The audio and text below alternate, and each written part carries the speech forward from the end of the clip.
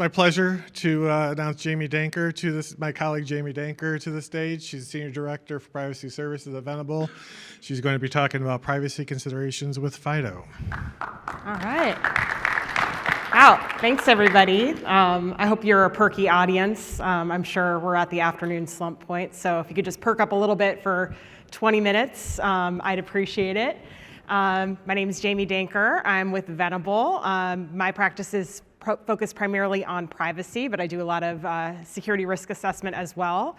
Background, about 15 years in civil service, where I worked on privacy programs, both on the audit side of the house. I was an author of the privacy considerations for 863 Rev 3. That was the first time privacy requirements were included in the NIST Digital Identity Guidelines. That was a great project to work on. And I've been out of government for about 6 years now. Part of that time, I supported NIST in developing the NIST privacy framework, which was also cool. I've been with Venable about 3.5 years, and I help organizations implement robust privacy risk management programs aligning with the NIST privacy framework. So today, this is our agenda. We're going to be going over FIDO privacy principles. How many of you were aware that there are actually an articulated set of FIDO privacy principles? Okay, so some people are going to learn some things today. Glad to hear that. And then I'm going to focus a lot on NIST privacy guidance because it's a little lesser known of the NIST guidance, NIST privacy engineering objectives, the NIST privacy framework, and then the privacy changes in the digital identity guidelines draft Rev 4. And here I won't be talking so much about authentication, but the volume A identity proofing, where there are a lot more changes with respect to privacy. Okay, so here are the FIDO privacy principles. This comes from a 2017 document. They probably should be refreshed a little bit, but I think they still kind of hold true today. And the icons here are really to signify that FIDO privacy principles are there to engender user trust and the idea of kind of no surprises. So what I want to do is compare the FIDO privacy principles to kind of other privacy principles out there and NIST privacy engineering objectives. Because in privacy, a lot of it is based on things like fair information practice principles. People use kind of different dialects when they talk about privacy, so I think it's important to be versed in lots of different things. But we often articulate privacy in different ways, but a lot of the principles are very common, things like data minimization. So how many people are familiar with the security objectives? Who can name the 3 information security objectives? Yes. Confidentiality, availability, and integrity. So obviously confidentiality has a lot to do with privacy. That's a shared objective with privacy, but there's a lot more when it comes to privacy. There's the intersection that I think kind of about data protection. You want to make sure data is secure from unauthorized use and access, but you can be collecting information just for the normal operation of your system, and it can still cause privacy problems for individuals. So these are the 3 privacy engineering objectives that NIST has developed. So enabling reliable assumptions by individuals and owners about PII and its processing by an information system. Manageability, it's the ability to provide granular administration of PII, so the ability to alter, delete, and selectively disclose your data. And then disassociability. This is the hardest one to say, but this is kind of the most significant when it comes to privacy-enhancing technologies, and I think especially for FIDO authentication, where disassociability is really built into the FIDO standard and things like passkeys. So here's a comparison of the FIDO privacy principle and some of the privacy engineering objectives and fair information practice principles. So the first one, requiring explicit informed user consent for any operation using personal data. This translates to predictability, so that the user understands what they're agreeing to. Also, another privacy principle is called individual participation, the idea that I am involved in the collection and consent for the use of my data. Also, transparency, so the UI UX also provides the individual with indications of how you're going to be using their data. Clear context to the user for any FIDO operation. That really goes hand in hand with transparency and predictability for the user. And then limiting collection of personal data to FIDO-related purposes. That's really data minimization, which also factors into things like purpose specification. So you collect information, you tell the user you're going to collect information for one purpose, you don't use it for any other purpose. And preventing identification of a user outside FIDO operations. Again, that's really where that disassociability objective comes in. It's a form of data minimization and a use limitation that really helps engender trust, I think, with users. And then the biometric data must never leave the user's personal computing environment. This is a really, really important safeguard in the FIDO standard. That's really, again, data disassociability, data minimization, and a security safeguard. And also prevents use, it sort of enforces a use limitation. If it's on the user's device, it can't really be used by the organization for another purpose. And then the last principle you would say is not necessarily privacy, but it is linked to it. It goes along with that manageability aspect. We've got to make things easy for users and build privacy into it in the first place. Okay, so how many people are familiar with the cybersecurity framework? All right, good amount of people. If you weren't aware, there's also another companion framework called the NIST Privacy Framework. It came out in January 2020. Had the privilege to be able to be an author on this document. It is a flexible outcome-based, so that means it just prescribes the outcomes. It's not very prescriptive. It's agnostic to laws and regulations, so regardless of whether you're operating in Europe or if you're just a US domestic company, you can use this framework to build your privacy program. If you already have a privacy program, you can use it to improve it. You can even use it kind of at a product level, and I think for identity services, this is where I've seen the NIST Privacy Framework can be a really useful tool to sort of run your product through the NIST Privacy Framework and see what your profile is. So follows the same format as the cybersecurity framework. It has the core, which is kind of the most important part, I think, to pay attention to. You have profiles, which are sort of the selection of outcomes that are most important for your organization. And then implementation tiers, which I'm not really going to get into, but if you want to get more advanced and kind of build a progress report from developing a current state profile at, let's say you're at a level 1 and you want to get to like a level 3, for example, those can be helpful to chart an action plan to get to a better state, not necessarily a more mature state because it's not a maturity model. It's often used kind of as a proxy for maturity though. So the NIST Privacy Framework core, you've got the functions, and it sort of organizes the foundational privacy activities at their highest level, and then the categories basically just gets more granular as you go down. And they all have what's called a P designation for privacy, and that's to differentiate it from the cybersecurity framework. There are 5 functions, 18 categories, and 99 subcategories. And there's a crossover between the cybersecurity framework and the privacy framework, because as I was talking about earlier, you have a lot of shared objectives when it comes to privacy and security. So really protect P is almost wholesale taken from the cybersecurity framework, which makes it a little bit easier for organizations to use both of these frameworks together. Out in the wild, I've seen that organizations that are adopting the NIST privacy framework are more likely to have already adopted the cybersecurity framework. But then, of course, as NIST updates their guidance, they're not always done in tandem, so that creates some challenges. So the cybersecurity framework had an update this year to 2.0, and one of the coalitions that Zach and I support at Venable is the Cybersecurity Coalition, so we submitted comments to NIST about the need for the privacy framework to mirror the same changes that the cybersecurity framework made so that it enables their use without confusion. And currently, NIST is undergoing a minor update to the privacy framework since it's now 4 years old. And it looks like they will likely leverage a lot of the changes they made for the cybersecurity framework into the privacy framework with a couple minor tweaks. So these are just some examples of the privacy framework function. Identify, well, I guess first I'll note if you're familiar with the cybersecurity framework, govern is a new function in the cybersecurity framework. This was always in the privacy framework. So here's actually an area where privacy, I think, influenced the cybersecurity framework. Identify is also in the cybersecurity framework.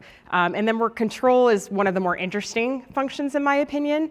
It's really where you often have policies and procedures in privacy programs that kind of align to the outcomes in identify and govern. But those really don't make a whole lot of difference if you don't actually have the controls to actually implement those. So that's where we find things in control.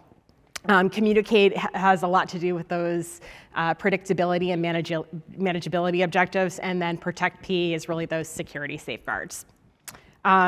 So I decided to try to come up with a notional FIDO passkey privacy framework profile. So these are the functions I selected, the categories and the subcategories, although I see Tom Clancy in the office and I think I might adjust this slightly. I probably wouldn't include one of the subcategories in there under protect, but in large part, I think it's pretty accurate, an accurate profile of what a FIDO passkey or really any FIDO authentication represents.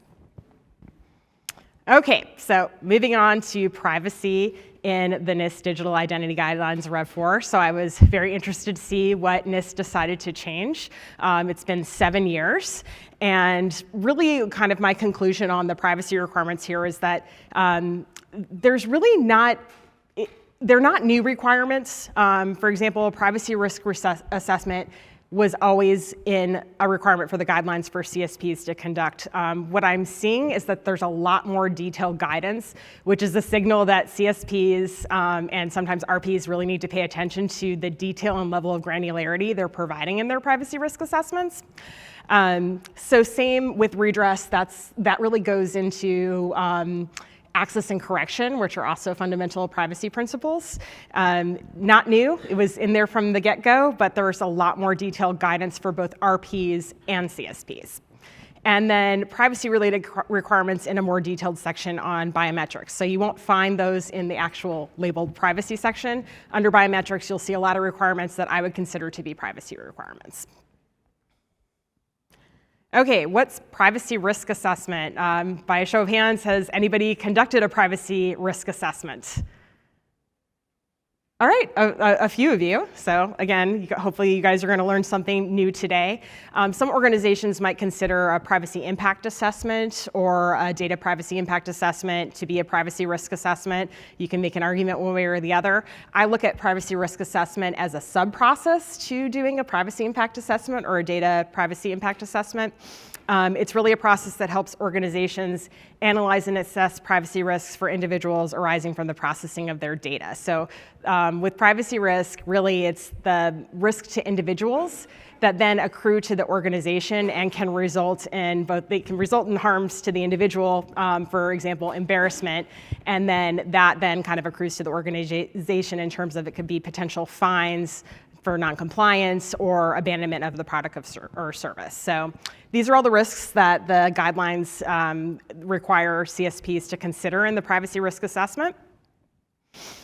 I'm not going to go through all these, but I would just note that all these kind of can link back to a NIST privacy engineering objective, and note that there's sort of an AI flavor now in here.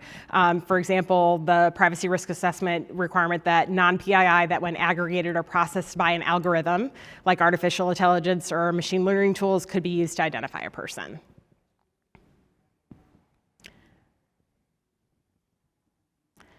Okay.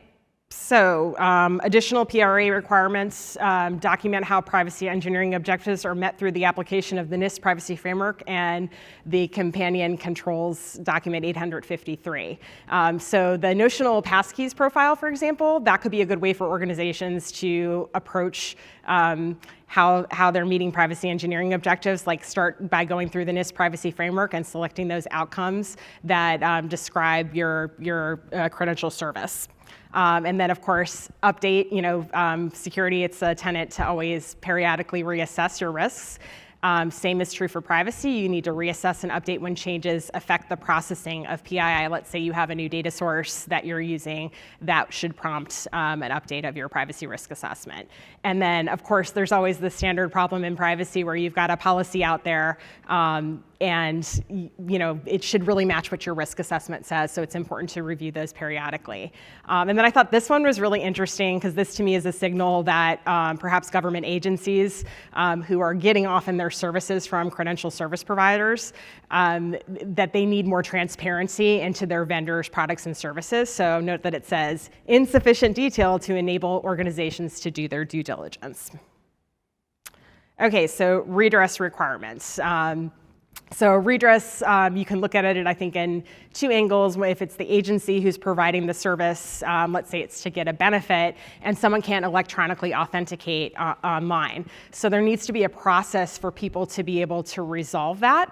And there are a lot more detailed requirements here now because I think this has been a problem. I've also seen a lot more metrics required in the new guidelines. And I think the idea with requiring metrics is to provide more transparency so the government agency has a little bit more accountability. Accountability is another fair information practice principle. So requiring a documented governance model to implement procedures for review of evidence, requesting and collecting additional evidence that informs the issues, and then really important to expeditiously resolve and determine corrective action. So you can see all the different requirements here for redress, but note that it's both for the relying party and for the credential service provider. So let's say you're a vendor.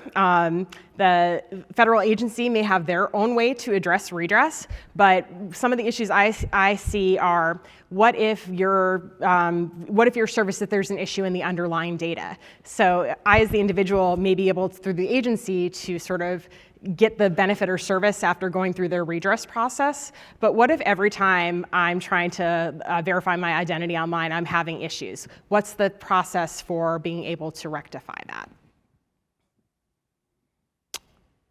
And then here for biometrics, privacy requirements.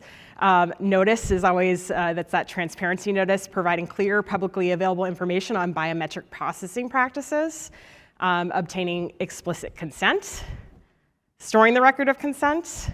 And then this one was really interesting too, in my opinion. Retention is kind of an overlooked aspect of all of these programs. It's sort of a difficult area to determine what is the appropriate retention schedule for capturing this information. And the guidelines talk about conducting a privacy risk assessment process to determine the appropriate retention length. It's never the right answer to say we're going to store this just in case we might need it. And then this one is also interesting too, supporting biometric deletion requests consistent with applicable law. So federal agency may need a record of this information stored for fraud purposes, for example. And then independent testing of biometric algorithms, which is privacy related in some matter. And assessing performance and demographic impacts to a similar operational environment. And then voluntary user participation when assessments include real-world users, which you really do hope that some of these systems are actually doing real-world assessments so they can document how they're performing. That is my summary of the privacy requirements for Rev 4. I'm happy to take any questions. Bueller. Any questions? All of y'all just want to get to the break early? Yeah. I know it's like the afternoon slump. Go ahead. When you spoke about, I don't know if I understood it right, your PII and non-PII being used by AI to identify a person, were you speaking about the algorithms that are in use academically where you can de-anonymize anonymized information and figure out who it is based on the limited information that they've randomized? I think that is what is meant there. When it comes to some of these anonymization techniques, you want to include as part of your privacy risk assessment sort of what is the re-identification risk in that privacy risk assessment. Because I think some of those techniques obviously do mitigate privacy risk, but you still want to be able to assess to what degree is that re-identification risk mitigated. And since AI is a more prevalent tool, it's explicitly called out here. Other questions? Who's going to study the FIDO privacy principles? All right, 5 people. Like to see more hands here, people. Privacy is about people. I worked at Homeland Security for 10 years, and one of my favorite posters was at Citizenship and Immigration Services, and it was a poster that said, "Records are people," which is true because they maintain all the records for people who are applying for citizenship. So we are protecting people's records. Don't ever forget that. Well, if there's no other questions, let's thank Jamie for the presentation.